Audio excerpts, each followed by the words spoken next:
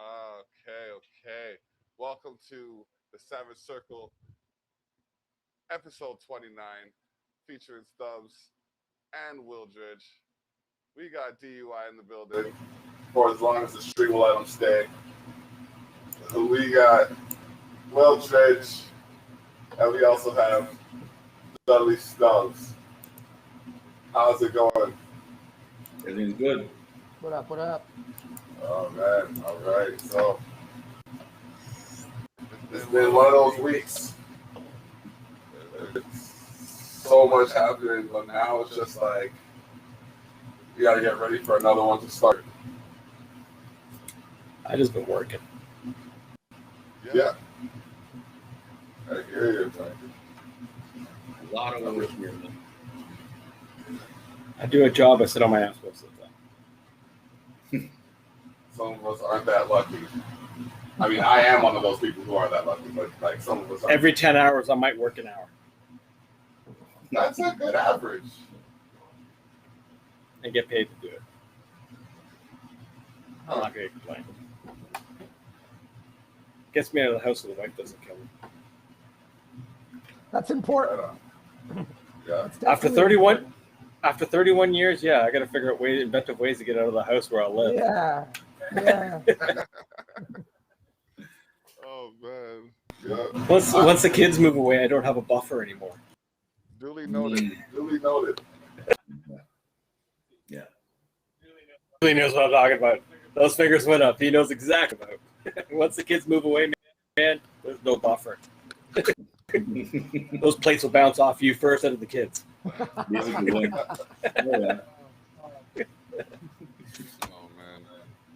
that's great. That is true. I'm just going on YouTube to share the link.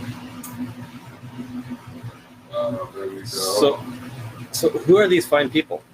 I believe I've talked to at least both of them on a phone call.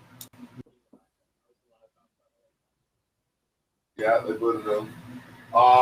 There you go. Yeah, well, we'll go in order of how I met. I mean, Wooldridge is, and I'm going to call him an entrepreneur extraordinaire because he has a few different avenues of business that he conducts, but creative management is his current focus, so we'll let him talk about that. Yeah, so I do quite a few things. I was an artist for a while,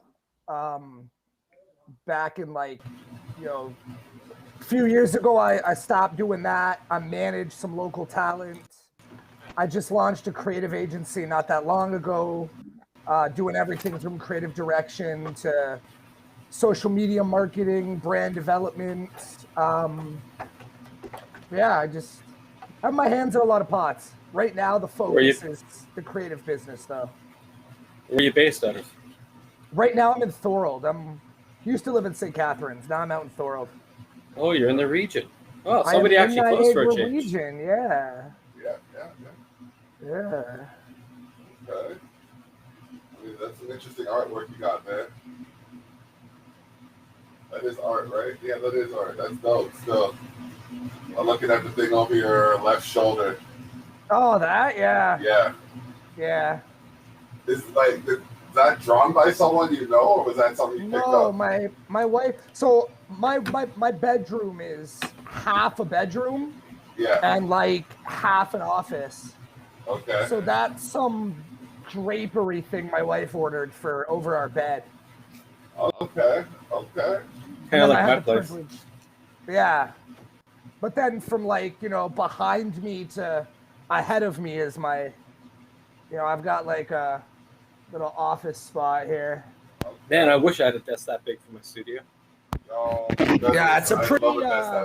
That is what I need right now. Pretty big desk, yeah.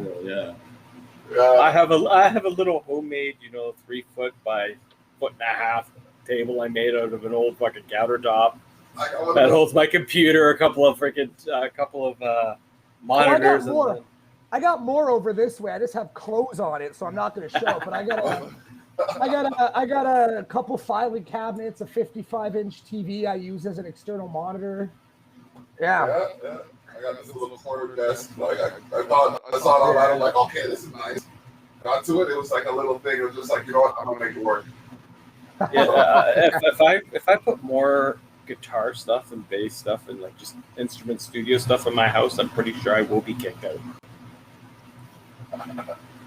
I will be evicted. Half of my bedroom is all those guitars hanging everywhere, basses hanging everywhere. I got 2 full stacks that sit right beside my bed.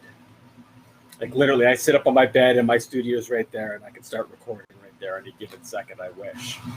And then my front room's pretty much the guitars hanging everywhere. My wife really doesn't have much of a corner of the house, really. Oh, you see. Like, this is the queen, though. When the kings bow down, when the leg goes to the ground. I get free reign outside of these walls. Like, I get to be that lion on the prowl. I'm good, you know what I mean? But in here, there's just too much happening for me to try and control it all. So I just, you know what I mean? I just leave it where it is and kind of get what I can. But she's just good like that. It's like, even just now, I cooked, right? And I left the kitchen. I'm like, I'm going to come back to this. I'm going to fix it, make sure it's proper. By the time I got back inside, the kitchen was done, sorted, organized, and everything. It's just like, I'm not going to complain. You know what I mean? Like, nothing to complain about. Exactly. So. It's hot in here. You should have seen it before the AC. Oh, man, I'm telling you, man. Oh, buddy. Central air, man. Oh, man. Oh, no, yeah. Where I work has geothermal, so it does not go any warmer than like 19 degrees. Oh, man.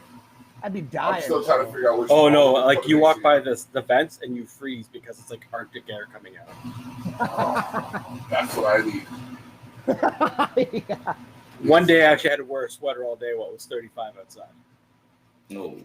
Yeah, I think I was on the phone with you that day. I was freezing my ass off. And I'm well insulated. I got you beat. Well insulated. My last day of high school, it was, I kid you not, it was 40, the regular temperature. No humidex, it was 40. And yeah, but when we were younger, I don't think they ever counted humidex. No, this is like 95. 90, this is like, you know, because I was in adult reentry school. I skipped a lot of classes, so I went back to adult reentry to graduate. So it was 40 degrees, and I went there in a black sweatshirt. Came home shirtless? I came home with it stuck to me. Oh, yeah. I had to take a scissors and cut it. That's no way. Yeah. Oh. It was really lashed onto me, man. Like I sweated like crazy. Like it was like when I took it off, it was literally dripping with my sweat. I used to work in a place where it would get 60. Woo! That wasn't counted the Yeah. Oh yeah. Well, I worked in a factory where we made veneer, so all the machines were steam fed. Yeah. So it was 60, not counting humidity. I worked at a factory for a while through a temp agency in St. Catharines, and they did they made like car parts and shit, and there was no air conditioning at all, and we had to wear like Kevlar shirts because we were dealing with sheet metal. So you're in there in like a 90-degree day outside. There's no air, there's no fans, there's no nothing, and you've got like a full Kevlar, like 90 pounds of clothing. Yeah, no breathe. And a mask covering your face. This was before COVID, but we had to have a mask, like a shield, and the goggles and the earplugs. It was crazy. And then I went to the other end of the spectrum. I was working in a refrigerated warehouse, and we had to keep our bombers on, plus another jacket we had to wear over it. Yeah, that's how cold it was inside there. By the way, tell us who you are. Yeah. Me, okay. Even better. Right now, I make a ginger-infused stout using roasted oatmeal stout. From that, I made a barbecue sauce that I'm trying to bring out so I can put a stamp on the barbecue scene. That's my aim, is to put Toronto on the barbecue map, because you got like, you know, Kansas style, Memphis style, all that. So I want to have a Toronto style. Okay. Before this, I was making cheesecakes. Did that for over 10 years. Small business, just me. And before that, just I've worked every facet of the food industry, from the snack bar to the food processing plant. You know, I've even done fine dining. Actually, no, that's the weird one. The first time I ever did fine dining was, get this, a kosher fine dining sushi restaurant. I've heard of weirder. Yeah. But the thing is, like, you remember, you're in Toronto. That's very highly possible. Yeah, except that this guy, he put me at desserts, but he didn't want ice cream, he didn't want a cookie, he didn't want a pie, and he didn't want cake. What the fuck did he want? Strawberries covered in sugar? I don't know what he wanted. Oh my God. Nobody knew what he wanted. Wonton box. That's what he wanted. Yeah, you know. So right now I do a hold on. I'll show you guys. Yeah, there's some crazy restaurants in Toronto. It's been a while. Hey, Fallon, our woman lady, our best buddy. This is my barbecue sauce here. Ooh. And we get to try that soon, don't we? That looks Good fun. flavor, salt base. So you see, it says Toronto style, right? So that's my aim, is to have a Toronto style barbecue. Now I know how everybody who watches our cooking show feels, because I just wanted to reach towards the camera and grab it, but it's not possible. We're gonna have that soon. I can't wait to try it. I can't wait to try the stout, because I'm a stout lover. I love my black. Yeah, I figured you'd like that. That's why. Nice thick stouts. I love my stouts. Oh, There it is. And ginger, even better. Even better. All right. So that's my stout. I can't wait. And then after this, I'm gonna start making stout bread. Okay. I've already made it before. I just want to try and market it now. Okay. But I was mainly making olive bread. I use black olives. Yeah. And the stout. It's a really, really hearty bread, something you have with a stew or something. Nice. So that's basically what I'm doing right now. I'm just trying to slowly build an empire. You made me very thirsty and hungry at the same time. We should talk. We should talk. Me and my agency might be able to help you come up with some strategies to make that dream happen. Okay. Yeah, we should definitely talk. Yeah, you should come out to the barbecue on August 21st. So Yo, I was just sharing this. on Facebook, and I was looking at that post. Yeah. Post? It's I made a little bit of a teaser post, you know what I mean, to kind of get the pot brewing a little bit, you know what I mean, get people knowing that there's something happening. But it's going to be to a limited number of people, and there's going to be like an entry-based system, because we're gonna have some perks. So okay. Yeah. When's it gonna be? Food. It's gonna be August 21st. Where? Oh, at my place. Welland at this present point. At this present point, it will be in Welland. Currently Welland. Yeah. Okay. Send me a link when that's exists. Yeah. Okay. Send me a link to that. I will. Because our barbecue show seems to be going like this. Like, people really enjoy them. Yo, people like food, man. Okay. People like food. And for some reason, people like this crazy show. Okay, so then if that's the case, then we should do like a beer chicken show using the stout. I can send the stout to you guys and show you guys how to do the beer chicken, and use that for your show. You guys can try it out. Tell me how you guys like it. Hello. Pretty sure they froze. Yes, they're completely frozen. They are completely frozen. Yeah. So, anyways, now about the dreams. I don't know if are we still live at this point. I guess we are. It's counting. All right. Jeez. It turned into. Oh, somebody else coming in. All right. Yeah, we're still live. Okay. No, he's frozen again. Yo, you're on Facebook? Me, yeah. What's your Facebook? It's just Dudley Stubbs. Dudley Stubbs? Yeah. He says when you see Dudley Stubbs Jr., that's me.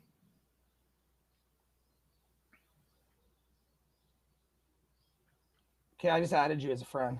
Okay, nice.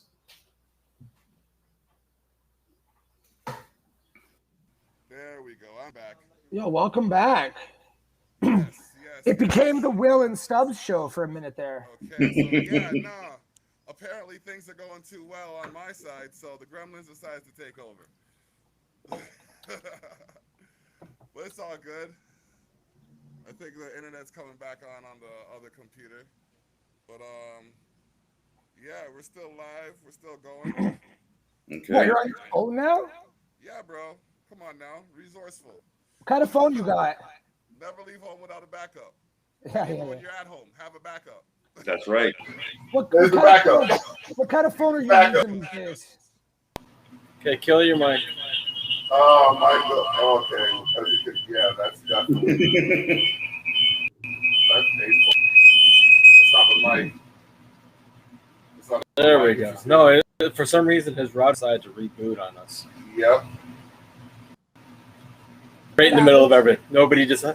Yeah. We haven't had a week where something went wrong in a while. You know, Great Baptiste. Is that William? You know Great Baptiste? Yeah.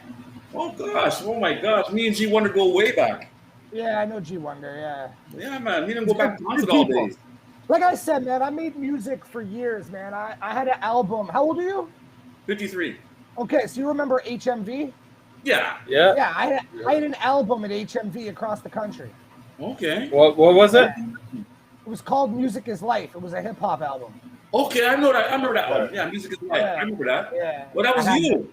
Okay. Yeah. Wow. See, like at that time, well, it was like 2016 when I put that out. 2016. Okay. Yeah. See, I'm from not back too in the long 80s. ago. No, it's not too long ago. Yo, here. Yeah, we're the old ones there, Dudley. Yeah. Okay, we're the oldest ones here. You're not much older than I am, so. Okay, there you go. Yeah, I'm from my first concert I ever went to was in 1985. I was 79. 1 year old then. Right, 78 is when I first got into hip hop. 1985. Yeah, Run DMC. I was still swimming around a sack at that point. I was 5 years old and I saw Neil Young side stage. I was a year old. Okay. I was born in 86. Yeah, I actually performed that concert all too. Like back in the 80s, I was part of a group called West End Projects. Yeah. I know that name. You know West End Projects? I know that name. I'm excited now. Well, the thing is that it was made up of two separate entities. There was one group called Criminal Touch, and then there was me, right? And back then I was known as Baby D. So that was you.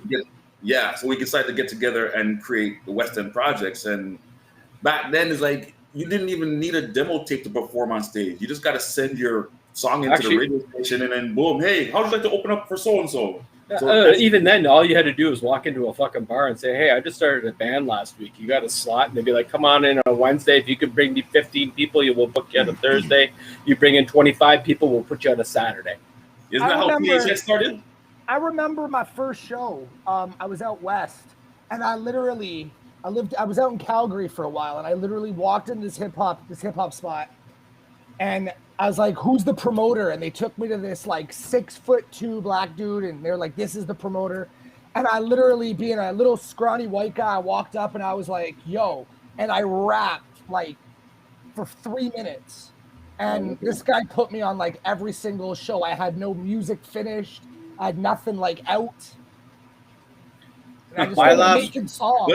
Well, you know what? Same thing in my era is that when we got to perform on stage, we put out one song onto the radio, and it was actually Ron Nelson, 80.1 at the time.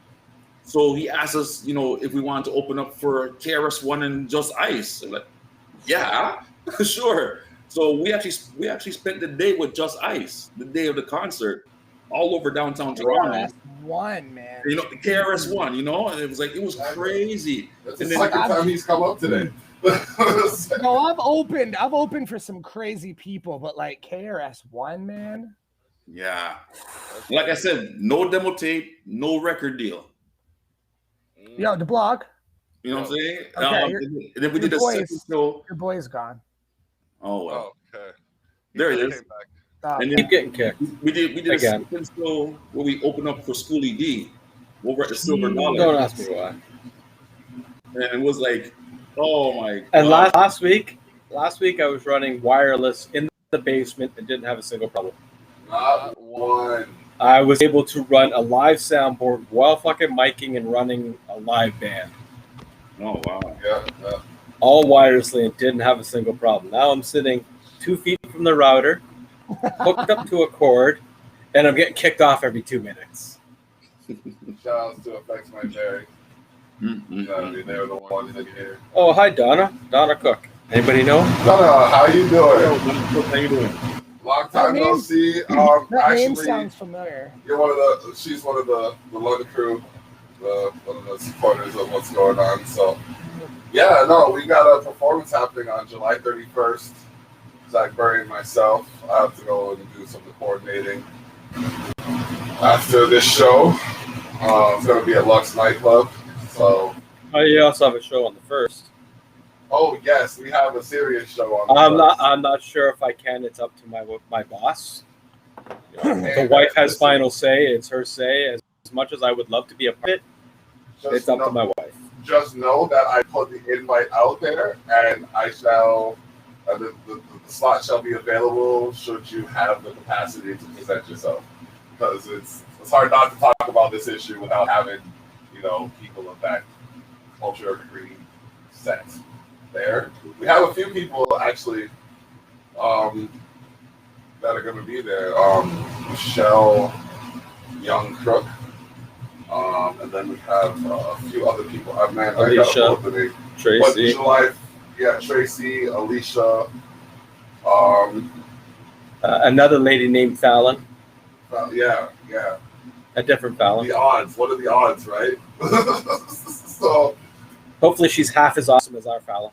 Oh man, there's only one Fallon. There's two Fallons. She's Fallon. She's Fallon. If we're looking at phonetics, there's two different people. My chat's not even showing right now, so I can't even see who's in there. But we have a cavalcade. Rodrigo and Suchi. We're gonna have a cavalcade of personalities discussing cultural diversity and social cohesion, whether or not it's at risk. And your mic cuts out, and then you sound normal, and then it comes back, and then it's like 4 of you. It's the weirdest thing, bro. Change your mic back. Change your mic back. It's probably dying. See this? It's a wonderful chord. How is it still here? That goes straight into my board. I have one of those too. It runs directly into my beats. Straight into my board. Wow. Yeah, I don't have any shows coming up because I don't make music anymore. But so I guess when I come down there, I may have to go to your studio there because I still rhyme.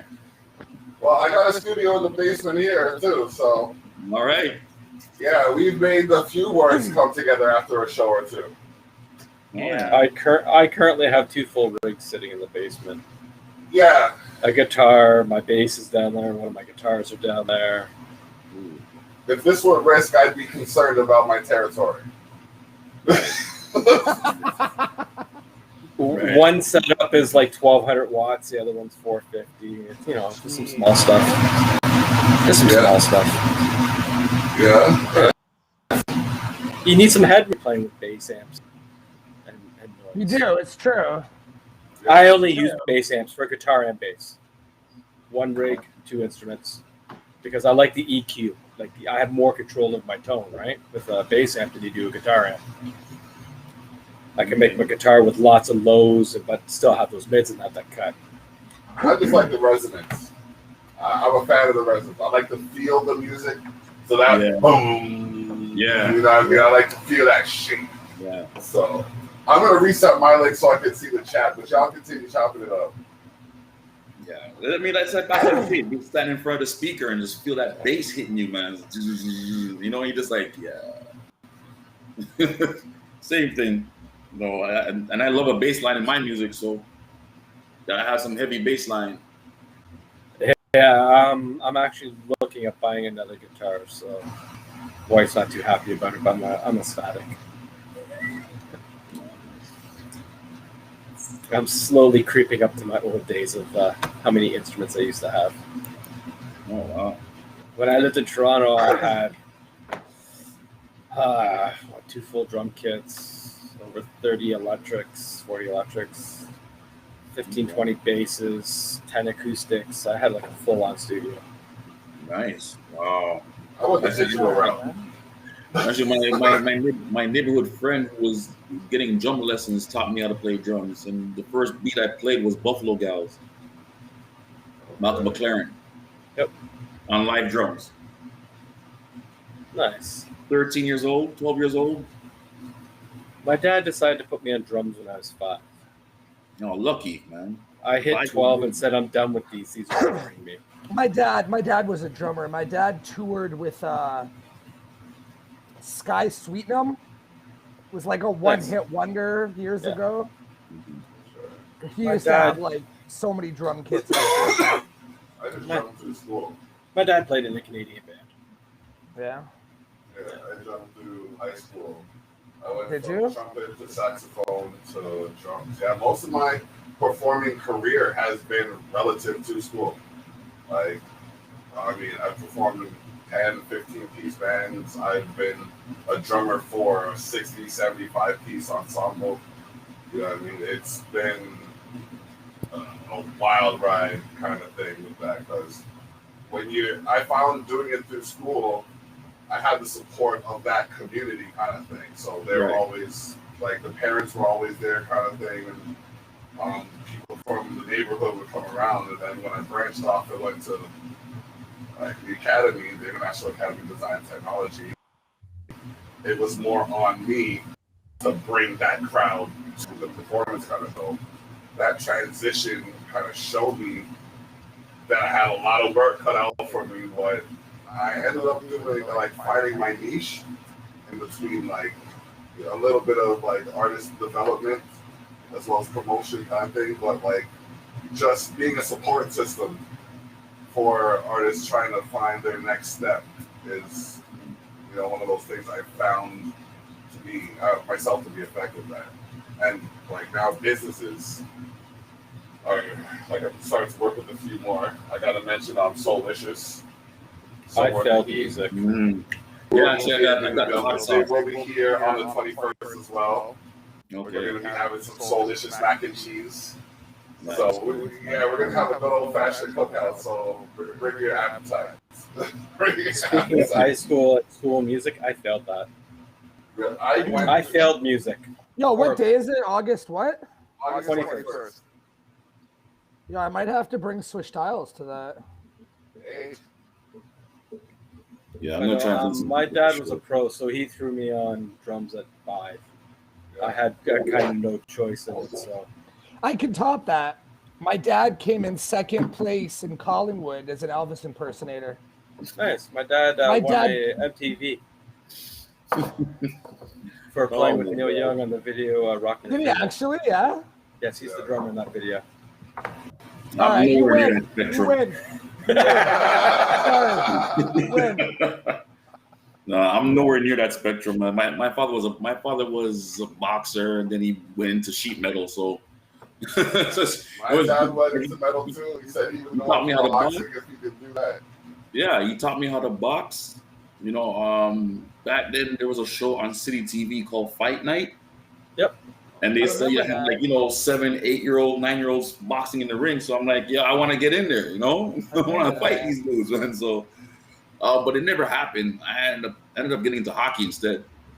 It was just good. I mean, it was nice. Like I've My dad always was a boxer when he was Well, I was 5 years old. My father goes, "What do you want to be when you grow up?" I said, "I want to be on the Leafs." That was my dream. I wanted to play on the Leafs. Like, teach me hockey. Let me go play on the Leafs and just bring some Stanley Cups home. But never happened. But I got to play for 3 years. Yeah, Jeez. Terrible. And then I played for 3 years, and my second year, I got MVP. I got booed at my own banquet. Wow. Damn. Well, I mean, fact that I'm the only black guy there, so Yeah, it's not right. So, but I mean, I got my revenge on them because I said to them, I says, I hope I see you guys next year so I can get another MVP from you guys. And I said, like, you guys have been playing since you were 4 or 5 years old. This is my second time ever playing on skates, and I'm better than you guys. Imagine if I said to them, imagine if I started playing at 4 or 5 years old. Right?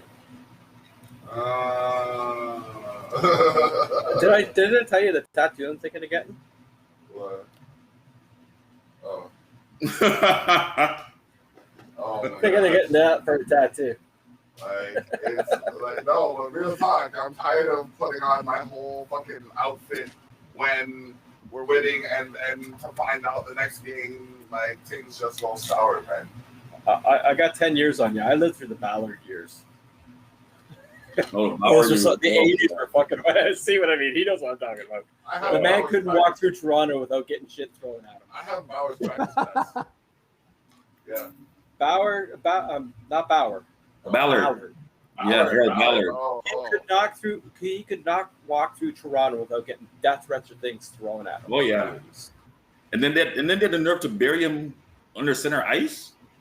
That's the rumor, but. That's fine. Well, apparently Dave Tiger Williams went and urinated on center ice. I wouldn't doubt it. I wouldn't blame him. The whole alumni had some big get together. They went to Maple Gardens, got drunk, and Tiger Williams went on center ice and pissed on him because that's where Harold Ballard was buried. Then that would be why we're cursed. Take that motherfucker up. He had to ruin the Leafs so bad that he's continuing in the afterlife. There you go, exactly. Like, I just don't understand what's looking at like game sevens. Why in game 7? You think by now you have mastered the skill set required to win a game 7. Watch all of your game 7, see where you failed, and don't do that shit. When you face a hot goaltender, you have no choice. No. Sorry, man. Carey Price this year got hot at the right time, and he's running the gambit. Yeah, but we beating teams all above his skill level. That's fine. We had him 3-1. But exactly. Yeah, but Carey Price got hot and stood on his head. That game, fucking 5, we should have won 8-2. Yeah, we should have. Yeah. Every single one of those games, we should have won. But Carey Price all of a sudden went, "Oh shit, I know how to play this game." You hit him hard. You hit him hard, and you keep shooting at him. That's what you do. Yeah, but when you're going up against a generational goaltender that for some reason in the playoffs all of a sudden becomes the Boulin wall. Yeah, you shoot the fucking puck in his head. Yeah. Carey, I hate Montreal. I always have. But, I'm going to give props to a goaltender that can get hot at the right time, and all of a sudden that puck looks like a beach ball to him. Hey, I have played goalie for the greater percentage of the time I played hockey. So I can respect a goaltender in his prime coming into his skin. I get all of that, and that's proper. But fuck him. You know what I mean? That's all I have to say about it. He beat my team, unless they win the Stanley Cup. There's no validation. Statistically, usually the team that beats the Leafs make it to the finals. Yeah, they're in the finals. Yes, I know. But they haven't won it yet. And No, they make it to any team that usually beats Toronto, usually 9 times out of 10 makes it to the finals. And about 60% of the time wins the cup. I know Boston did it 2011, but they did any other year since then. Let's see what the Kraken bring. What a stupid name for a hockey team. The Kraken? The Seattle Kraken. I'm like, oh my God. Are you kidding me? That's their name. The Krakens. That's the new name, yeah. The Golden Krakens? Knights is better than that. The Krakens. Release the Kraken from Seattle. Yeah. Wow. They should have just stuck with, like, the Space Needle. I mean, there's so many names they could have gotten for but no, Seattle Kraken. Oh.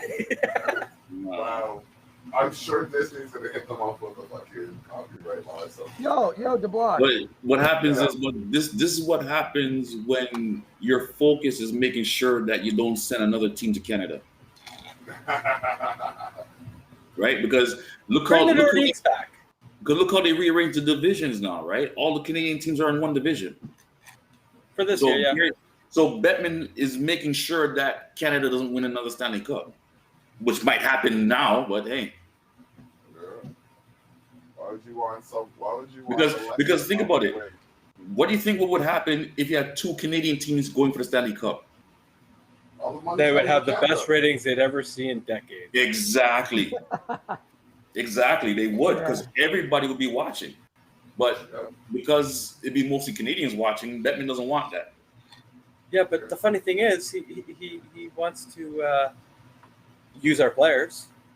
Most of the league is Canadian. Exactly. 96%? I think that's what it said. 96% of the league is Canadian? And most of the coaches not have some kind of Canadian descent, or they come here to learn. Basically, they come because hockey's our game. So, it is. What were you gonna say? Wooldridge. Yo. You were gonna say something. Oh, I was gonna go completely off topic and be like, we got to get you a Swish Styles shirt for your collection back there.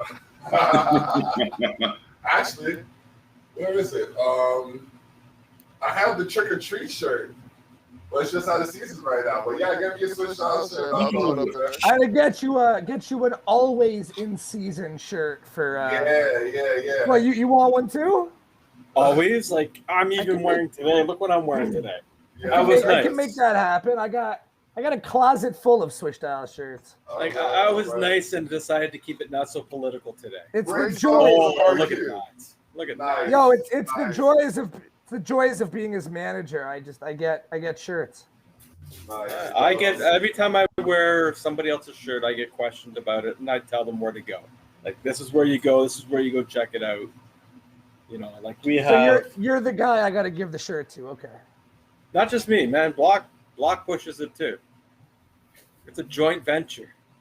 Yeah. Man, if it wasn't for local, there'd be nothing at all. We got Zach Burry. We got Slightly Intoxicated. We got some WWE right here. We got the True Gang, Lush and Bonton, and then mine is supposed to be all the Stubbs shirt right there. I don't see the effects may vary. Yo, I got the one from my album release party still. Nice. Okay. I got the what do I got here? Yo, the Trick or Treat. That's the one I got right there, man. I got the Swish Styles. I got the Swish Styles head that we never actually released. Okay. Oh, that's sweet. I like that one. Those never got released. And then I got one. I had one for me made. Nice. Okay. All right. Yeah. Nice. Very Will Wheaton looking. Wow. Bro. No offense. No offense. That's why this circle is savage, bro. You never know when it's gonna come out.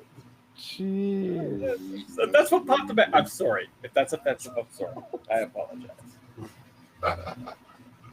But, he is kind of a mainstay right now, thanks to Big Bang, so it could be a compliment, man. It's true. Yeah, no, I'm good. I'm fucking Will. What was that? You don't know what? I was like, you don't know whether or not take it as a compliment or be offended. Nah, neither. Oh man, I've heard worse. So. You know, I'll just cry myself to sleep later. It's all good. No, no, definitely not. Stubbs just doesn't know what to say. He looking down. He just chuckled down quietly. No, I'm laughing pretty loud. Oh God! Oh, It's crazy, man. It's crazy. That's all I gotta say. It's crazy. Yeah. I warned you. It is a free for all. Have some fun. Yeah. I'm having fun. I'm having a lot of fun. No, think about sitting around the kitchen table with a bunch of relatives and friends drinking a couple of beers. That's basically what we can relate this to. Is that we just have fun talking about whatever. That's the way to do it, right? Yeah. I decided to wear something a little not political today because I've been pretty hard on that lately. But that's my stout bread that I make. Okay. There's a little olive bread there, so the oats on top of it there. All right. That looks good. Man. So There it is. that's my olive bread that you make with the stout. Okay. Like I said, I got that bread maker here still, so. All right, we'll definitely do it. We'll definitely. Yeah. Oh, here it is. That's what I want to show. I want to put this because my rap name is Triple X, right?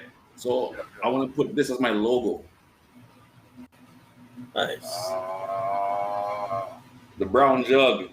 You remember in the cartoons? Had that brown jug with X's, and you know they never touch it. Yeah.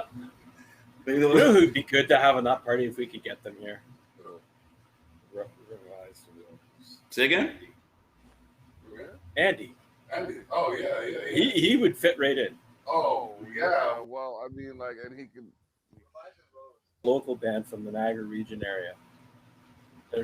They're kind of blowing up somewhat, but they're actually now part of the 2021 NHL EA Sports playlist. They're on the video game. They now have a beer that's made for them at their namesake called Bar Down. Wow. That's made in taps in Niagara Falls. Yeah. Oh, Andy Canonical. Yes. Yeah, good people. Very good people. Oh, he's an awesome kid, man. He has more energy than 5 people. Actually, no, he's a good. So I met Andy Gravely James, who I know DeBlock knows. Yes, he had an article in the, I think it was the Niagara paper. Okay. And I called him and I asked him how he got the article. Because that was right around the time that Swish Styles was doing the hand grenade promo, and we were giving a bunch of all the proceeds and everything to the hospice. And Andy Gravely got me in touch with Andy, who got me in touch with his guy, and we ended up getting Swish Styles a write-up in the paper. Nice. But like really, really good guy. Like it was the first time I had met Andy, and really good guy. Yeah. For an insurance agent, he's pretty honest too. Is he an insurance agent? Yeah, he in the insurance agency. Yeah. It's just weird because I've only been to one brewery in Niagara Falls. I always thought there was only one. That was at Silversmith or Blacksmith, whatever. Okay. That's the only one I've been in Niagara Falls. Where's that one? Niagara. Oh, what's it called? Niagara something road. But it's an old church that they bought out. So it looks like an old church, but you walk inside and it's a brewery and a pub. That doesn't bring any bells to me whatsoever. Oh. See, that's what I'm saying. It's like that doesn't really help. But like I'm not really. I've been here for like. I'll tell you exactly where it is, man. I've been here for like 5 years, I think. Yeah, I moved here in like 2000. I went from Toronto up to a small bumfuck half a horse town. Niagara Stone Road. Niagara Stone Road. Yeah. Fuck, bro, I've been everywhere. I was born in Welland, moved to Yeah. Moved to Hamilton when I was like 6 months old. So that got worse. From Hamilton, I went to BC. I lived in Calgary for a while. I lived in Burlington for a while. That place. And then I came out here. I didn't know that was a brewery. Yeah, Silver Smith. Okay. I didn't know that. The breweries I know is Taps, which is down on Queen Street, which is actually in downtown Niagara Falls. Okay. There's one that they opened up over by the Rainforest Cafe on Clifton Hill a few years ago. Oh, okay. Which is right there on Clifton Hill. I know where Rainforest is.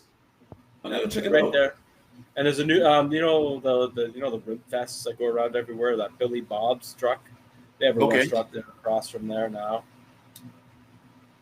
Wow. I didn't know about that one because I like the occasional craft beer.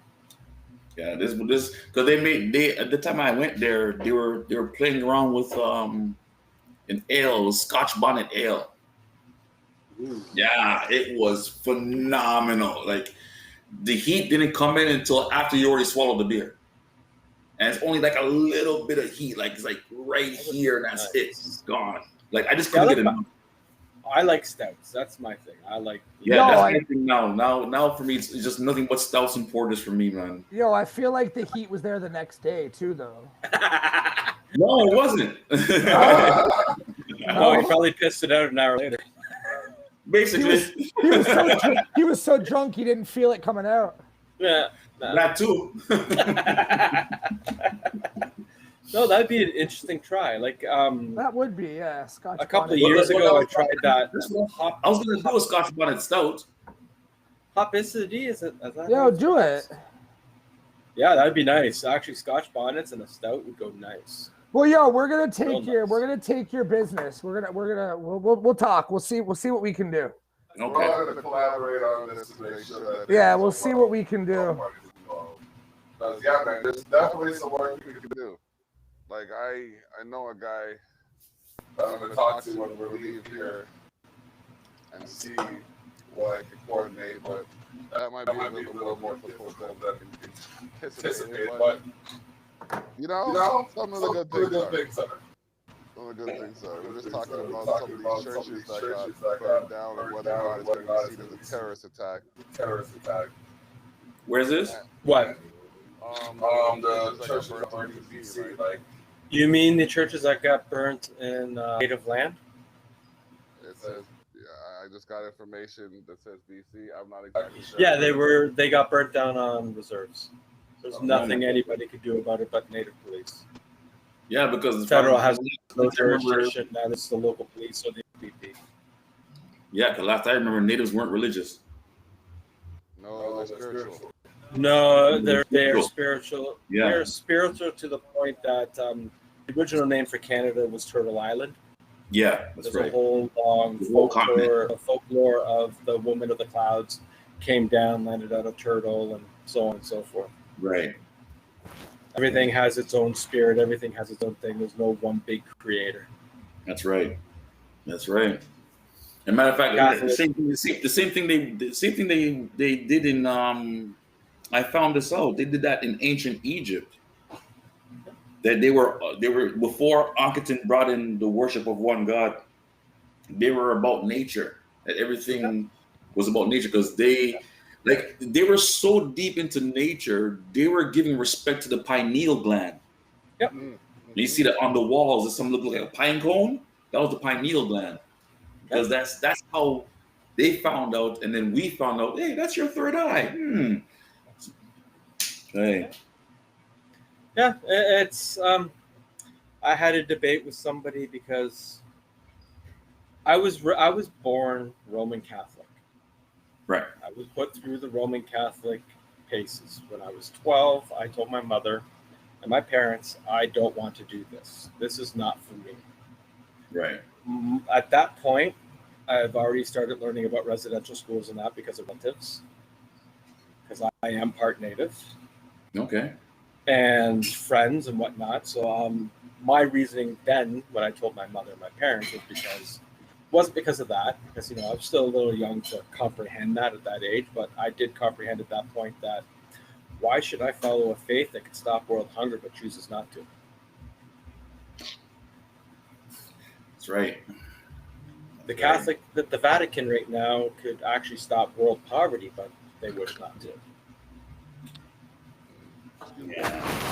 Yeah, and I was raised Pentecostal. Yep. And I don't know. There was questions swirling in my head, but I just didn't know how to put them out. See, and I don't begrudge anybody their beliefs. Me and Block have had discussion. He has his beliefs. I have my beliefs. Every individual, as human nature, needs something to believe in to get up every day and do what you do.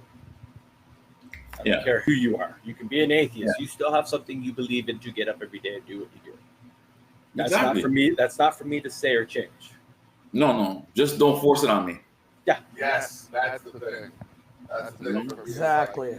And like I went through that with my mom. My mom was the Seventh-day Adventist, and like after my father passed, I went through that for a long time. Like just try to keep drilling stuff in me until I decided, okay, let me read this Bible. But I decided to study it instead of reading it. And in studying it, I came up with questions she could never answer. Well, here was my question to a lot of people that follow Catholicism, okay? Or that style of religion, in my opinion, okay? You can be a Catholic, you can be a Christian. If you believe in Jesus, you believe in the Bible to some extent. Okay, now here's my question. These are the same people that say people that follow the Quran are all bad. Yeah. If you actually read the Quran, it is one of the most peaceful religions of life. And I was in Islam for a while. But there's also extremists that pick what they wish because that's what they read. But these people that say they're religious are doing the same thing that they are, but condemning them for doing that too. Yeah, basically. You know what I mean? Like it's I don't know. It doesn't make. If you go back to the Crusades, that was their extremism, right? You go back to the Crusades, that was the religious extremists. There's basically killing you if you say you don't believe in God. Yeah. You know what I'm saying? But when I got into Islam, again, it's like a lot of questions, and then I found out that the Quran actually correlates with the New Testament, because a lot of the stories in the Quran are in the New Testament. See, what I found with the Quran was that where the Bible talks more specifically about the human beings and their interaction with each other, the Quran goes into further depth and discusses our interaction with nature and life as a whole. Like it breaks down, there's one section where it's talking about ants and the birds and all that stuff. It's just like we have a higher connection, like a metaphysical connection to things that goes beyond our knowledge base or our perception. And that's when I decided that it wasn't just any one thing, but it's like going to a grocery store. It's like you're gonna take what you want for you and apply it to your life the way you see fit. Like not everybody wants to cook beef stroganoff. You know what I mean? Not everybody wants to cook pierogies and pork chops. But if you know what I mean, if you want to live a certain way or do a certain thing, you're going to prescribe to the way of life before you that's closest to the type of life you're trying to live. From what I understand of my interactions with people, anyways. Right. So. Well, I mean, when I was like I said, I was in Islam, so I did everything: the Ramadan, the Eid al-Fitr, the Night of Power, everything. It was crazy. But what I find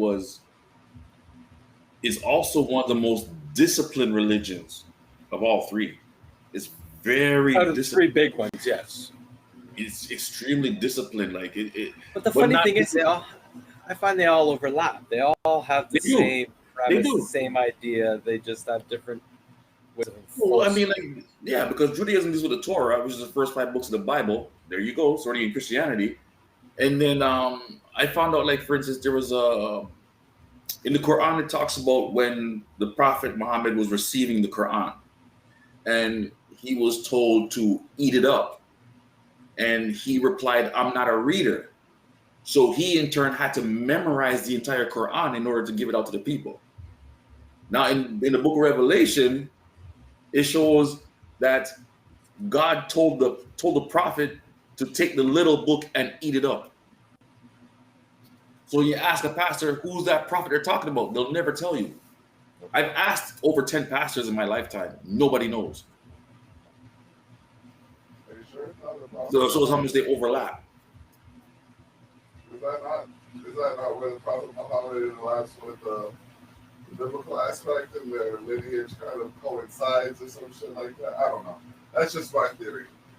Yeah, but if you want to take it back to even more, you can look at the basic indigenous India and their beliefs, which was a mix of almost Buddhism and the Quran kind of style, which was everything has a soul, everything has its own life force. You don't kill unneedly, which reminds me a lot of indigenous, of the Americas or the African way of looking at things. You know what I mean? Like if you boil it all down, they're all basically the same religion, just a different variant. It's what worked for that time frame to control. Yeah, exactly. I mean, as I said, I've gone through at least, I'll say, over 10 years of, I'll say, Christian fanaticism. Sorry, just pure. Like I don't know why, but it was just pastors. Like I had people from Pentecostal, people from Mormons, people from like every denomination coming at me for some reason. I don't know why. I'm like walking down the street. Like I said, let's speak about Jesus. Like, I got too many questions you won't answer. No, so when I was younger, we lived in an apartment building, me and my dad, and across from us was a family. I want to say they were from Trinidad.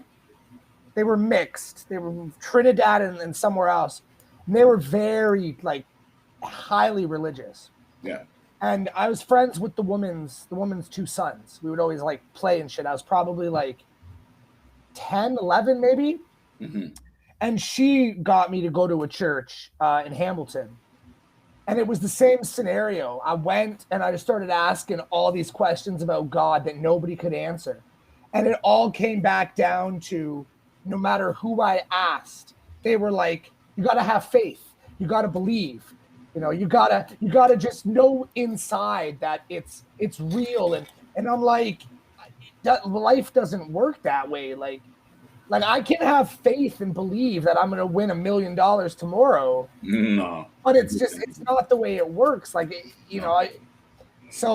I mean, I'll never hate on anybody's religion. I'll never talk shit about anybody's religion. You believe in what you believe in when you believe in it, but it's human nature. At the end of the day, man. Yeah. At the end of the day, man, I've got a cross around my neck. I wear it for fashion.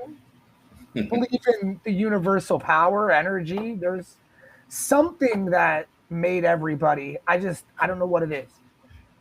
I just saw a video of a brother who was in Egypt. He was doing a tour, and I saw it with my own two eyes. That cross was on the wall. Yeah. The Coptic Christian cross was on the wall. Yeah. The cross that the Red Baron used in World War I, that black, that was on the wall in Egypt. I'm like, what the? These were probably on the wall too. Well, of course, because the Ankh represents the woman. Yeah, it represents royalty. No, it represents the woman. That loop is the womb. That too, yeah. Because the fallopian tubes, right? It depends on what part of the world you're in and what that symbol means. Well, it means multiple things. Yeah, it's like Germany killed the swastika, which originally was a Viking sign for power and strength. Yeah, in some places they'll tell you that represents the woman. Some people will tell you that they carried it when the royalty carried it on their arm. It's multiple different meanings. Well, in ancient Kemet, where it came from, it represents the woman because that was a sign for Aset. Right. I really don't. A lot of people don't know that, but yeah. It came directly from ancient Kemet. So now that eye That eye is the eye. Looks like the eye of not the eye of Ra, the eye of Heru, Osiris. Oh. right? I don't know if you can see that very well.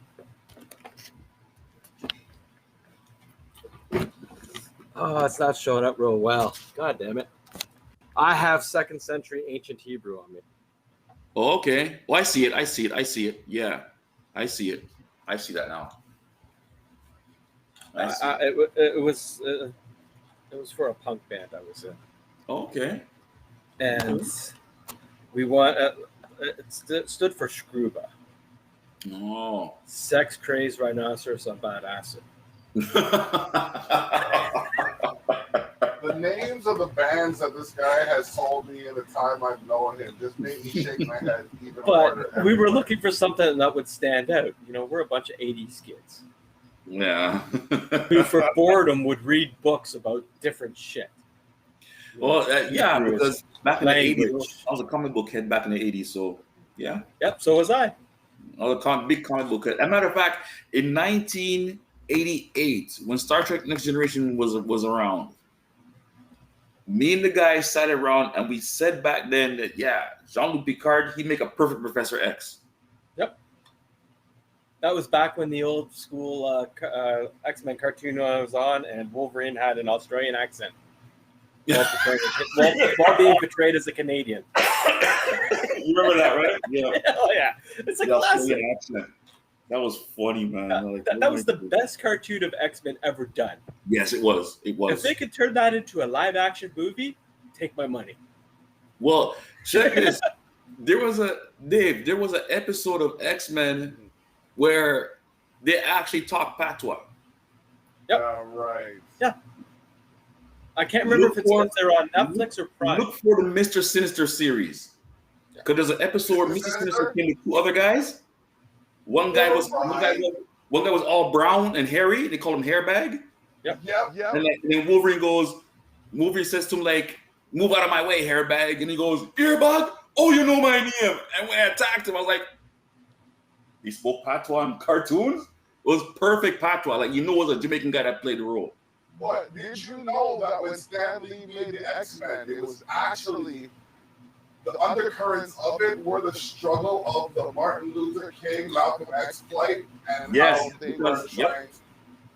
Yep. Like the Brotherhood was Malcolm X, and the X-Men were no, Professor X. Professor X was MLK, and Magneto was Malcolm X. Yes. Yeah. And Magneto led the Brotherhood.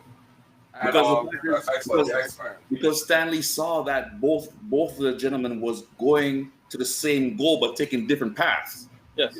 So he created these 2 guys to do the same thing. They're going to take the different paths to the same goal. That's Stanley why Magneto was amazing at taking cultural problems and bringing it to the masses. On do you know the story about Mary Jane Watson?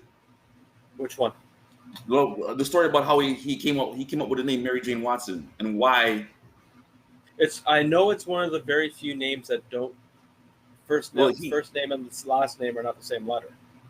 Well, when he came up with Mary Jane Watson, they actually told him not to use the name.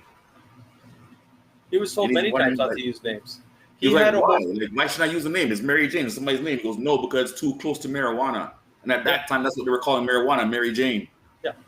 So, and if you actually go through all of his characters, there's only a handful of them that certainly do not have the last name that begins with the first letter of first name. Yeah. And the reason why those ones that don't do that have a deeper story to them. Yeah. Oh, yeah. They call it alliteration, like Peter Parker and. Yeah, he did that so he could remember. But the ones that had stories to it were different, like Mary Jane. Different names. That's right. Yeah, that's right. Because Mary Jane Watson had a deeper story than Peter Parker did. That's right. And just like in DC, they use pure first names. Mm-hmm. Yep. All their characters have first names: Clark Kent, Barry Allen, Diana Prince, Hal Jordan. So it's all first names. Your first and last name is a first name. That's what I know with DC. But I noticed that DC's catalog is extremely small compared to Marvel. That's because Stan Lee and them left DC to form Marvel. Yeah, that's right. Yeah, I remember there's an issue out there where Stan Lee wrote a Batman issue. Yeah, it was a few.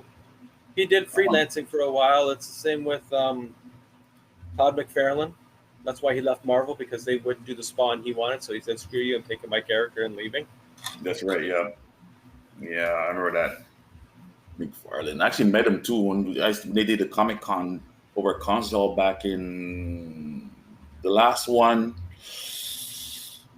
2000, somewhere around there. This is when he just started, I think. It was him. I met Ron Friends. That time Ron Friends was doing Thor, so he did a Thor drawing for me, and I got stolen. So it would have been worth money right now. But My daughter did a Comic-Con in Niagara Falls. Nice. Okay. And she was the ones that went around with the celebrities. Right. And the last celebrity she was supposed to follow around never showed up. They were like 3 hours. Oh, man. Celebrities will do that. Yeah, I remember the last time I went anywhere like that was the Fan Expo in 2012. I went with my son, and everybody was trying to get to meet Stan Lee, but he wasn't around. Anyways, so when Stan Lee came, now I was the person they were supposed to follow around for the signings, and that was Jay and Silent Bob, Muse, and Kevin Smith. Okay. They were going around Niagara Falls on their Instagram. They'll take a picture somewhere, mm-hmm. go somewhere else, and then post it that they were there. And you saw hundreds of people go to these areas following them around to try and catch them. Okay. All right. It was kind of funny. Yo, that sounds like a fun thing to do. Oh, that's Muse and Smith all the way. Yeah, Have you ever followed any of their stuff? Like, they're fucking insane. They just Yeah. They're hilarious. Like, Muse now does like fucking streaming for on Twitch and Facebook for Fortnite on his days off. Actually, I got to play with him a couple of times on the PlayStation before he went to computer. All right. He's an interesting soul, let's say. If it wasn't for Kevin Smith, he'd be dead. Hey. Things that happen in life, man, I'm telling you, it's just so much. I'm looking at this right now, and it's just, we need to be able to have 50 to 100 people. Yeah, and I'm gonna have to find a way to 25 to 50 people. We can have a bit of a rotation. We don't need too many people here at once, and they coming right in and going right through. You know what I mean? That's where I'm at. Yeah. I'm trying to figure out if we're gonna do a couple performances. We do some performances. So why did you stop playing? Wooldridge? Me? Yeah. I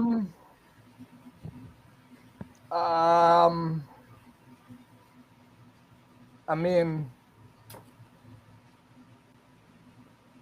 I don't remember what my public answer is for that, to be honest. Honestly, okay, I'll just I have a PR answer, and then I have like my real. Okay, so to be completely honest, after the album came out, did the HMV, I toured it. I did, I think, like 15 shows across Ontario, and then I still made music, but I had depleted my bank account. I had spent like $7,000 to record, market, create the album, merchandise. I funded the tour. So I still put out music, but I put it out on a smaller scale. And then artist friends of mine were getting to a point where they didn't know where to take it. And I had a pretty good idea where to take it. So I transitioned into management, and that kind of just never led me back to being the actual artist. So no drive to go back to it, no? I mean, I would love to go back to it. I still have Reason on my laptop. I still produce. I still have a mic beside me that I record with sometimes, but I mean, it's to do music with the way today, the industry is today. You got to have visuals, you've got to have marketing, you've got to spend a lot of money. Like you've either got to do something crazy with TikTok to make TikTok take off, or you got to have really high quality videos that are going to make people stop and be like, shit, who is this? And all of that requires advertising and marketing, and it gets expensive, man. Like, I don't know if you follow Swish Styles, but like, I helped him get to where he's at right now, and like it wasn't a cheap process. So yeah, I'm not really the hip hop thing. I'm the rock guy. It's so much easier in the rock world to. No, it isn't. Really? People are way more supportive It in is. the rock world. Huh? People are way more supportive in the rock world. Yeah, people are more supportive in the rock world. You can disappear for 2 or 3 years and your fans will still fuck with you. Yeah. You can be 40, 50 years old and go play at a little pub and nobody gives a shit. I'm not saying you're 40 or 50 year old playing at a little pub, but I'm saying that depends on what hip hop you're dealing with, because what I'm seeing is all the gun and gang rappers and groups, where are they? Well, that's not the thing anymore. It's right? The new. But yet Public Enemy's still around, right? Redman's about to drop another album. Right, but you gotta DJ's about to drop another album. You gotta understand though that these guys are already established. I'm talking about somebody at my level who had a following, and then left for 3 years to come back now. You've got to treat that artist. Like if I was looking at myself as an artist, but I was looking at myself from a manager perspective, I would be treating that artist, that's myself, as a brand new artist. You've got to reestablish your connections. You've got to reestablish yourself as you can compete in this scene. What I did in 2016 was amazing for me at that point. Right. But HMV doesn't even exist anymore. The type of music on that album isn't what people listen to today. Right. Everything is completely different. So that's the main reason I've never really gotten back into it, is just because I'm the kind of guy where if I'm going to do something, I want to do it right. Yeah. I don't want to half-ass. I don't want to, like, I still have a distribution deal with a company in Toronto. Okay. I could send them music right now and it'd be on Spotify and Apple and all those things within a week. Wow. But if I'm going to do that, I want to be able to fund it. I want to be able to do ads. I want to be able to do this. I want to be able to really shit or get off the pot. And, now being behind the scenes, I work with artists. I work with gamers. I work with businesses. Like, I don't know. I'm comfortable in this creative management pocket that I've stumbled into. I ask anybody that says they've gotten out of music, because I could not do it. I would kill someone. Well, so publicly I'm out of music. Behind the scenes, I still write.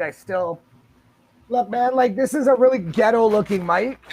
I'm all about the sound quality, not the aesthetics. Mm-hmm. I don't care what it looks like as long as it sounds good, but like right there, man. Dude, I'm using a 90s condenser that's used for amps right now. Yeah, like I still have that, bro. Like I've got that still, man. I've got the newest version of Reason.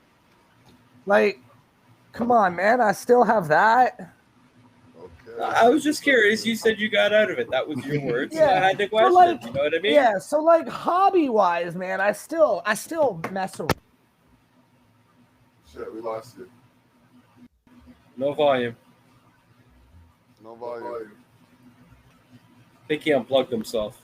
Am I back? Yeah? Yeah, you're back. Maybe. I don't know. Yeah, so like behind the scenes, I'll probably make music till the day I die. It's what I fell in love with when I was 13, but publicly... I just had to ask. You said that you stepped out, made me curious.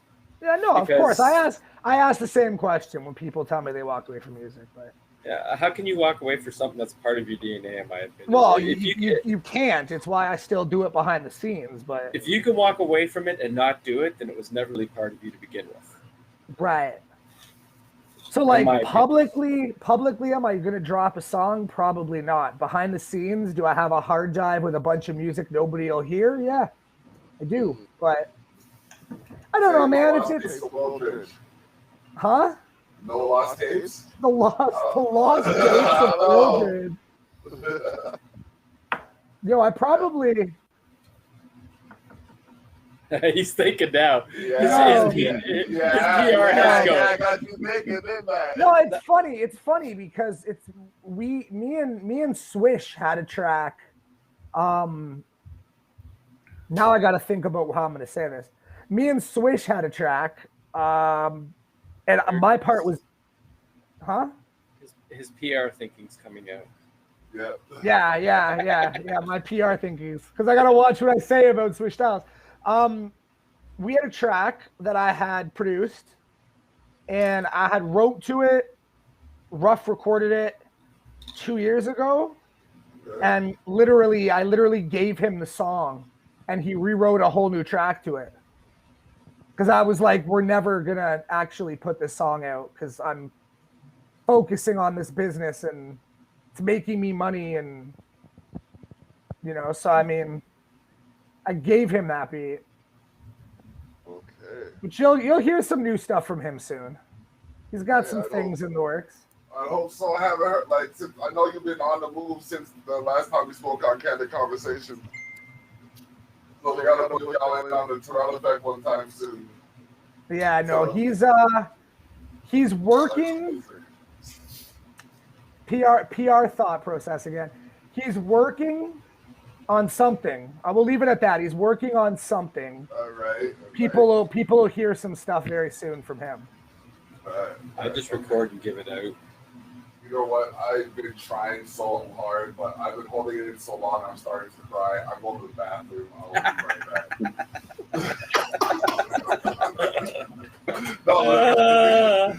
That's terrible. Okay, no, I gotta go. It's called Terrius. It's so terrible. It's hilarious. Oh, man. But no, I was just curious. You said you walked away, and I had to ask. Yeah, no, yeah, of course, man. It's you never really walk away. It's just publicly I've walked away because other stuff started working, and it was like, you want to focus on something else more than I mean, behind the scenes, losing money like the rest of us.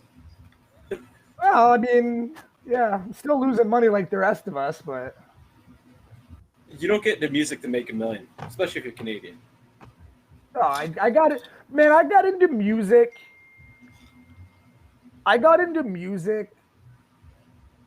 through poetry because I was a kid with ADHD and I was picked on and I was beat up, and poetry was something that my stepmom at the time got me into, and then poetry led to this person just isn't going to stop messaging me. Okay. Poetry led into like what was rap, but I didn't know at the time. And then that just led into to rap. And then from there, production. And I just wanted to be, as cliche as this sounds, I just wanted to be accepted. I wanted to be cool. I wanted to go to school and be, I can rap. And then and people be like, man, that's crazy. Like, this guy's cool. That's all I really wanted at the end of the day. That's what most artists get into music for, is like, right. I was picked on. I was beat up. People were stealing my clothing.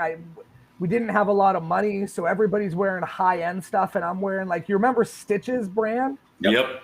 I'm wearing Stitches. I'm wearing Echo when it was, or Exco. Echo pants. Yes. Not Echo, Exco. Yeah, I remember that. I'm wearing the Exco pants, and everybody, like, I just wanted to be quote-unquote cool at the time, and I got into music, and it's funny, man, because music led me to graphic design. Nice. And then I did graphic design for a long time. And then that led into marketing. And then everything just started leading into everything. And then I was like, man, I'm just going to like officially launch a creative agency because, you know, if I can't do it, I've got somebody in pocket that can. Right. Okay, let's go around the group here. The song or band that got you into music. Everybody has at least one. What was it? Me? Yep. Eminem. Marshall Mathers LP. Good LP. Was. Dudley. Yeah, I see the wheels turning. The first hip hop track I ever heard was Christmas Rapping by Curtis Blow in '78. Yep. Christmas Day. Rock. Like something within me is saying Rakim. Oh man.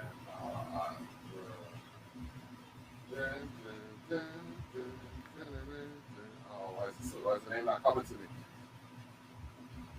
It was a song by Rakim, and I think it was his delivery and his ability to like to bounce around on different words. And I think he was another one of the few artists who has a catalog where you can't really hear him swearing too tough, if at all. You know what I mean? So that, huh? 3, and 2 of them may shock you. Rush, their Hemisphere album, that got me in, like the way composure was, the way, you know, instruments fill sound. Okay. Just, you know, that soulful feel. That to me, she was a pop artist for her day. Nowadays she'd be like a Taylor Swift. My idea of, you know, catchiness and all that. She just had such a tone. The jazz and blues and that when I was a kid.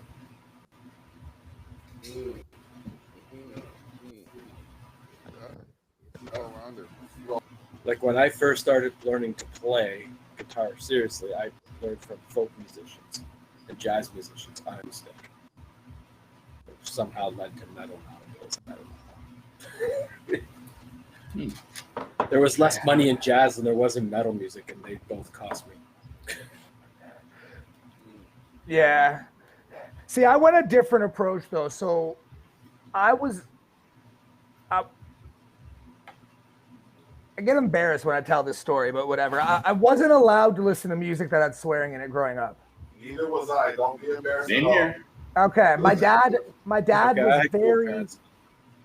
See, it wasn't that my dad wasn't cool, but my dad knew that I had ADHD, really bad ADHD. And because of that, I was picked on and bullied. And because of that, I really just wanted to fit in.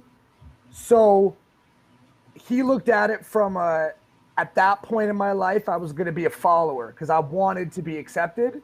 So he did everything in his power to try to shelter me from the real world, I guess, at that point in time. So the first CD player I got like Britney Spears album. I got Tony Braxton. I got like Dance Mix. Like, remember Much Music's like Dance Mix 95? Oh man, yeah. Those were like the first albums I got, and then the Electric Circus mixes. Yeah, bro. Yeah. Those were lit. So I ended up getting into a group of friends that were all like gothic, and they were listening to Korn and Slipknot. My dad got afraid that I was gonna become like pink lips or black lipstick, black finger. So I convinced him to buy me the Marshall Mathers LP, and he bought me it, and that changed everything. But after that, because I didn't want to be one of these guys that you see now where they'll ask like a new artist, like, what's your favorite punk song? And he can literally only list what his, like, the radio singles were. So I went back and I started listening to, you know, Notorious Big. I started listening to The Roots. I started listening to the Fugees. I started listening to, you know, Big Daddy Kane.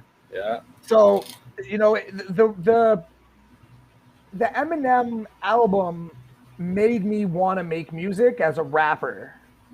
Listening to Dr. Dre's productions and what the Roots were doing really wanted me to produce. Oh, the Roots are great. Even still on the yeah. Tonight Show with the man, like those guys are insane. They're talented beyond belief, and they're so humble about it. Yeah, oh yeah. Like, you know what I mean? Like they have so much talent oozing from them. They don't have to do a night show. No, they don't have to like, do you know what I mean? Like, and they're so humble, and they have no fun. They have no problem making fun of what they've done as themselves, or they have fun with music in general. Yeah, they don't have to do that at all. Oh hell no! You guys are laughing, but no, it's just they're so musically inclined. They can really write their own ticket right now. The way Right. So the Roots, and then the Fugees, and then that led me to like Big Daddy Kane, and then that led me to other, and then. It's funny because like my wife always says like I should have been born in the 80s, because then as I got into the production, like I should have been like I was born in the 80s, but I should have been. You should have been an 80s child. I should have been an 80s child is what I meant. Yeah, because as I got into music production and I started trying to figure like who are they sampling, what are they sampling, and then listening to those samples, I fell in love with that 80s. Like even now, like I don't even listen to the majority of my Spotify playlist is like really old 80s, like Phil Collins. I don't even know, man. I'm like looking at it now. Duran. Yeah. Like I've got like just standard. I've got like the standard hip hop on here, but I got like Annie Lennox. She was great vocalist. Yeah, I've got Queen. Yeah, obviously you got to listen to Queen. Unless you're an anti-Disney person or a homophobe. No, Disney owns all of Queen. Do they actually? Yes, it's their record company. I didn't know that. Yep. I knew somebody that was so anti-Disney they wouldn't even watch certain channels, and I'm like, well, you like Queen? Oh, I love Queen. I listen to them all the time. You might want to stop.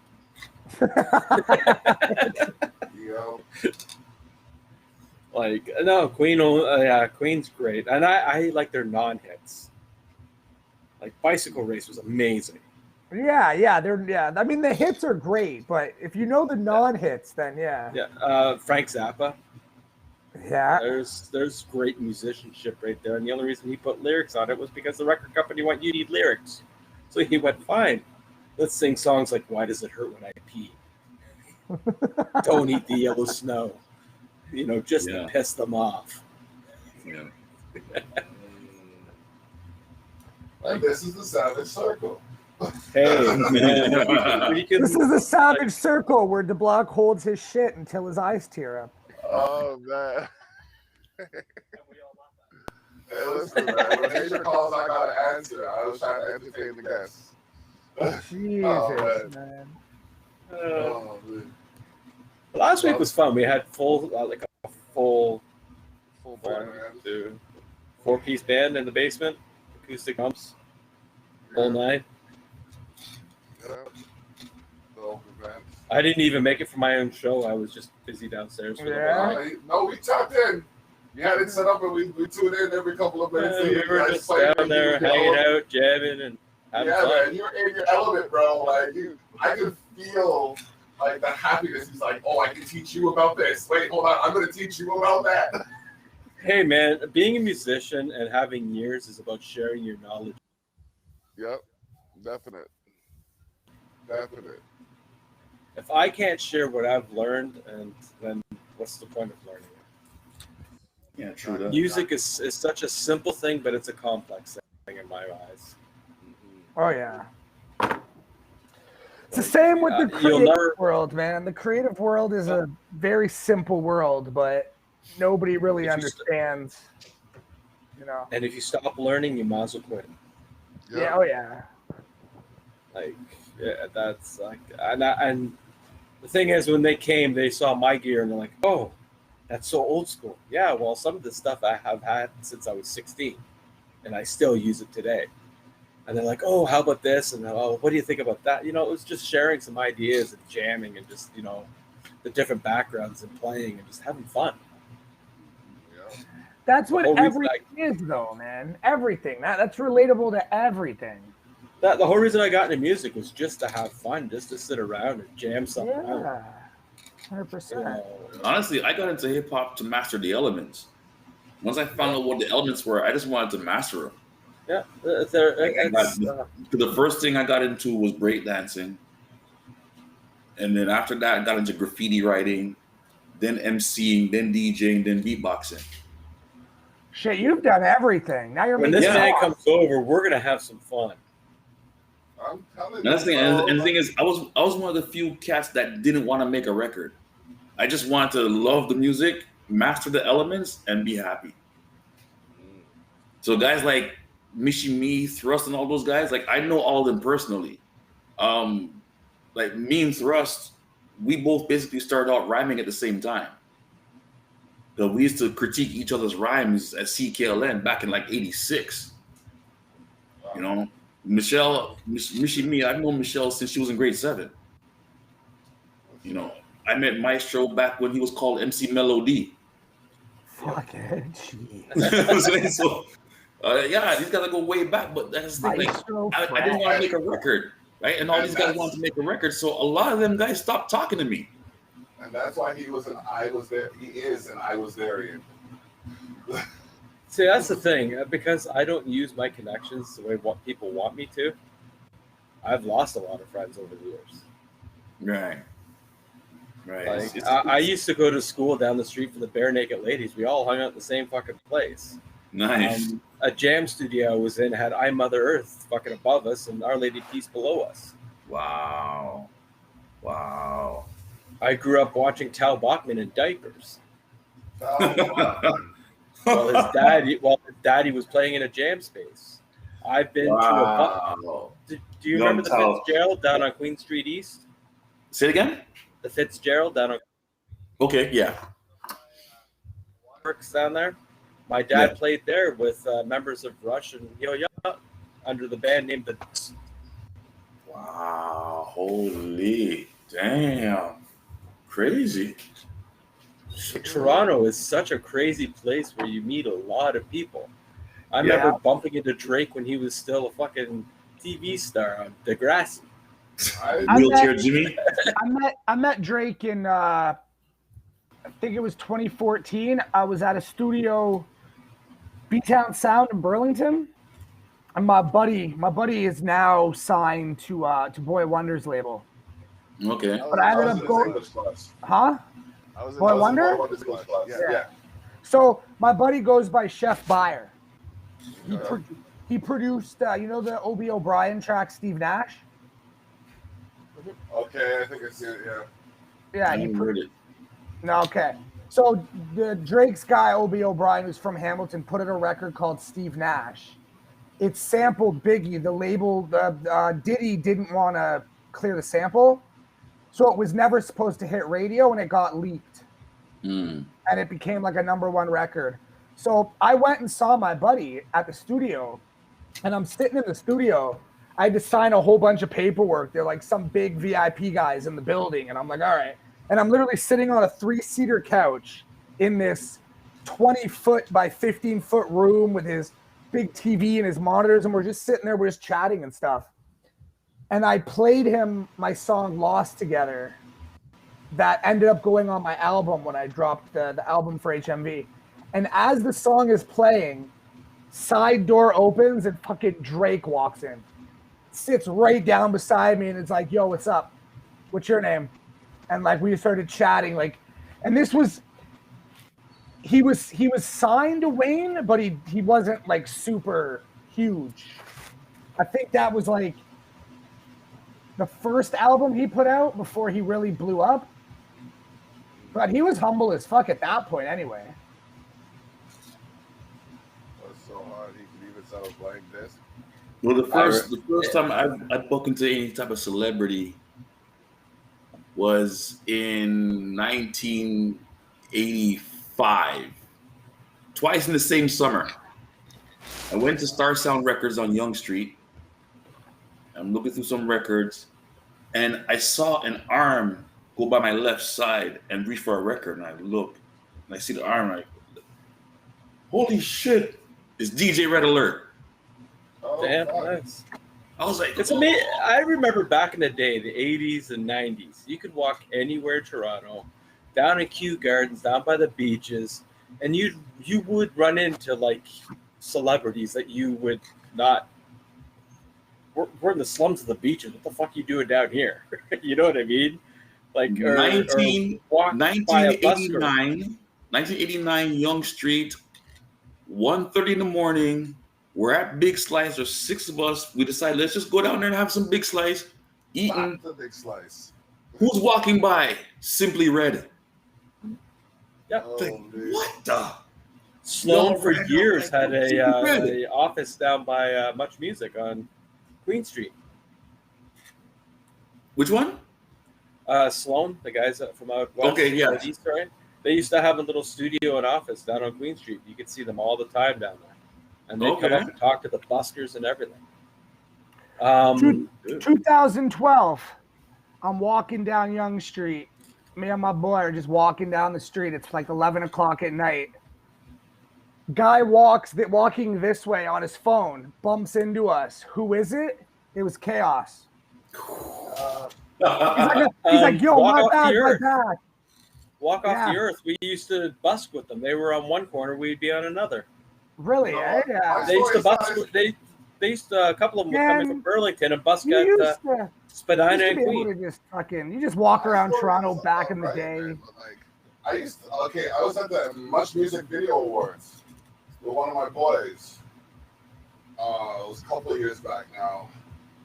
And we somehow we got into the staging area. And we were trying to get out, like cross through because the whole street's full. And we bumped into Socrates. And I have my book. I'm like, yo, I got a signature. You know what I mean? He's like, nah, ain't about that. All right, cool. So I'm there, I hold my shit away. I'm all like, all right, cool. This is how we are. This is how we're gonna do shit. All right, cool. So walk up a little bit and then bump into fucking Bishop. And I'm about to say, like I'm putting my book away, so he's like, what's that you got there? I'm like, it's a signature book. I'm like, okay. I'm like, can I get a signature? He's like, yeah. I'm like, got a signature there. Just like, all right. That was pretty dope. That was like one of the first, like, Toronto, like, interactions I had with, like, a Toronto artist. Or 2 Toronto artists at the same time. And then fast forward to the next summer, somehow, one of the photographers from the Much Music Video Awards saw me at Wasaga Beach and remembered me for my shirt. That was like my first experience for someone recognized me on for any reason actually. But I used to embarrass the hell out of Rick the Town. Who? Rick Campanelli. Yeah. When he was with Much Music, I used to work at a wing joint, and he frequented there quite a bit. He would, and his incognito outfit was like a khaki jacket and a Gilligan hat, and he would sit there and eat his wings. So every time he went live on like Much Music, I'd be like typing in, "Hey, dude, I saw what you ate today." And fucking just creep him out live on the air. It was fucking hilarious. Just to watch him get really uncomfortable because he was a fucking douche. Oh man. Who was that? Rick Campanelli. I've heard he was an asshole. Oh, I have stories that I will not say on air about what he has done. But it's insane. Like he thought he was higher than what he is. Yeah, I met Strombolopoulos when I was like, George is fucking amazing. Oh, he was a great guy. So my uncle actually took me. I wanted to see the Much Music building. I was probably like 12, 13. We went to Toronto. It was the first time I'd been to Toronto. And I really want to see it because I was like Electric Circus fan, Much Music fan, Rap City fan. Like I wanted to see. Yeah. So we walked in and the woman at the reception was like, "Oh, we're not doing visitors right now or whatever." And I don't remember my exact reaction, but I didn't cry, but I remember I got really upset. And he came over and was like, "I'll take you through the place," and walked me through it. He's like, who's your favorite personality on the show? And I was like, Ed the Sock. And he's like, you give me 5 minutes. And he literally had the guy come out with the sock. And I was like, that guy is amazing. Do you remember what he did before Much Music? No. He was the overnight radio personality for the Edge 102. That's where I met him and first started talking to him. There's a lot of nostalgia in this conversation. He was the overnight radio host. That would make sense. Edge. Yeah. Remember Edge 102? Yeah, when it was good. Yeah. Back when it was good, yeah. When it was good. I met a lot. When I first listened to it, they were in Brampton. Yeah, they were in a basement. Right? They were right beside an AM station, 790, that used to play. AM 790 used to play a lot of R&B and slow jams on Thursday nights. Back in the 80s. And then they had a rock everybody band tuned Friday in, nights or something like put in their requests and whatnot. And if you had a girlfriend, whatever, you put in a request to your girl and they play it on the radio. So your girl's like, I didn't put my name on. So this is crazy. And then it was like Friday, they did like a rock show. Yeah, I remember. It was great. Yeah, 102 wasn't that because 102 used to be a new wave station. Yep. They were playing a lot of new wave back in the 80s. It was the hottest thing to listen to in the 90s in Toronto. Yeah. But no, I worked at the Skydome the first 3.5 years it opened. Nice. I almost got my ass kicked for running over Rod Stewart. Oh my God. The Skydome, and apparently he was getting escorted, and I was like running with my head down, and I bumped into somebody. I looked up. Some little white dude on the ground and a really large black man looking at me, getting ready to throw me, and he ended up signing a $1 bill for me. Yeah, Rod Stewart is tough still. I'm not gonna lie. Let's see. You knocked him on his ass, and he still gave you an autograph. Yeah, You know what I mean? I was told I was like 14, 15. I was late for work, so I'm just fucking running full tilt. No one's supposed to be down there. We're gonna have to do this again. I'm gonna have to I hate to do this, but we're gonna have to call it soon because I got other matters to tend to tonight. Oh my goodness. This is just picking up. What can I say? I gotta answer the call. So Wait till the 21st and everyone's in the same room. man, Yo, you won't end that call. Nah, man, the 21st we probably gonna bleed into the We'll just 22nd. turn on microphones and videos. We'll have cameras everywhere. It's gonna be a free for all. Not a free for all, but like it's definitely gonna be something interesting. It will turn into a free for all. Who are you joking? I'm gonna have to move some shit. I'm gonna have to put that over there. Much better. I won't say how many people were here last year. Because, it was Yeah, pushing. we operate under regulation. We were having fun. No, it'd be great. It's interesting having a large group of people that have, similarities but differences. Speaking of similar differences, that album is available on all streaming platforms. Your boy The Block and Zach Murray have that album out in October. All right, Yeah, you gotta Wooldridge, end the you got to call. do some pimping too, by the way. I gotta do some pimping. Everyone gets to pimp something on the way out. Yeah, so Dudley, what's your talk? What's your sign off?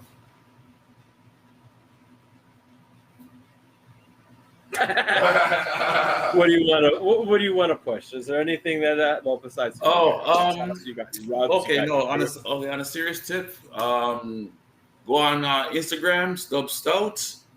You can contact me through there to put in your orders for the sauce or the stout, and hopefully by mid-July I should have some of the spice rubs out. Okay. And I'm also working on a little thing. Thank you. There you go.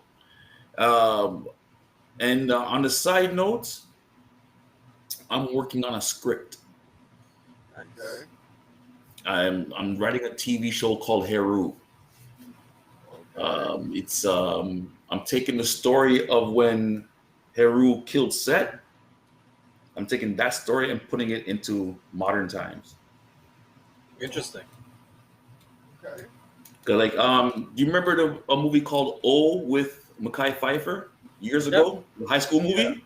Yeah. Well, that was Shakespeare's Othello. Yep. Yes. And they put it into a high school field. So I'm doing kind of the same thing, taking something from back then and putting it into present Same time. with the modernization of Romeo and Juliet that what's his name did. Yeah. That's great. Doing that as a little side project. But for now, I'm trying to really, I want to get this sauce going. I want to get people into doing a Toronto style barbecue, so we don't have to depend on nobody else. We just have our own. I can't wait thing. to try this barbecue sauce. I really can't. And this ale. I can't wait to do this stout, man. I love stouts. Oh, don't worry, man. It's gonna be coming, man. Everybody's gonna be able to try it. Everybody's gonna enjoy it. My slogan for my beer is it's for beer enjoyers. I don't want nobody guzzling my stout. Sit back, chill, take your sips, and enjoy. See, I have a motto. When it comes to drinking, it's what I like, not what I can afford. Right. I drink less. And I enjoy what I drink. There you go. So, yeah, that's about it for me. All right. So we look forward to having you back on again. Definitely. Can't wait. It's going to be August 21st. It's I don't know if it's invite only or like a special invitation. Maybe we'll do some giveaway for a spot. Who knows? Let's see. Yeah, we'll do something. It's going to be good. And then we have Wooldridge here, Mr. PR, behind the scenes producer, quiet man. And there's gonna be an apron giveaway. Okay. All right. Oh. I'm gonna have an apron made with the barbecue sauce logo on it, and do a raffle or something like that giveaway. Nice. And I know Wooldridge has something to do. I have the tickets here. I have the raffle tickets here already, so you ain't gotta worry about getting those. So yeah. All right. So on behalf of we got Wooldridge though. He still has the yeah. I know you gotta go, but we gotta be nice. I thought he said his piece already. That's what I was going. But I don't hear him.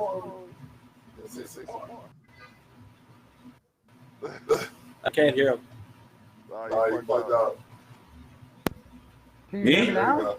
Yeah. There we go. I did say my piece. I said SQL.com, you know? Yeah. Let's I put some sure. work I in. just want to make sure everyone got this. Let's do it. Shoot me for making sure everyone gets some saves. No, wasn't actually paying attention to our guests. Thank you. I pay attention. I just, want to make sure everyone gets the final say. If the women don't find you handsome, they'll at least find They you should at handsome. least find you handy. Use duct tape. Everything. It's my final Handcuffs? piece. Oh, okay. No, pink fuzzy ones. Pink fuzzy ones? Okay. Yeah. Just leave the chloroform at home so you can deny everything, right? Okay. Straight off the job. All right, no, I'm saying, man. Terrible. All right, we're gonna leave it at that. That was Terrius. Much worse. It was very serious. Yeah. It was so funny. It was terrible. On behalf of DUI, Wooldridge, Stubbs, this is the block saying, bless up.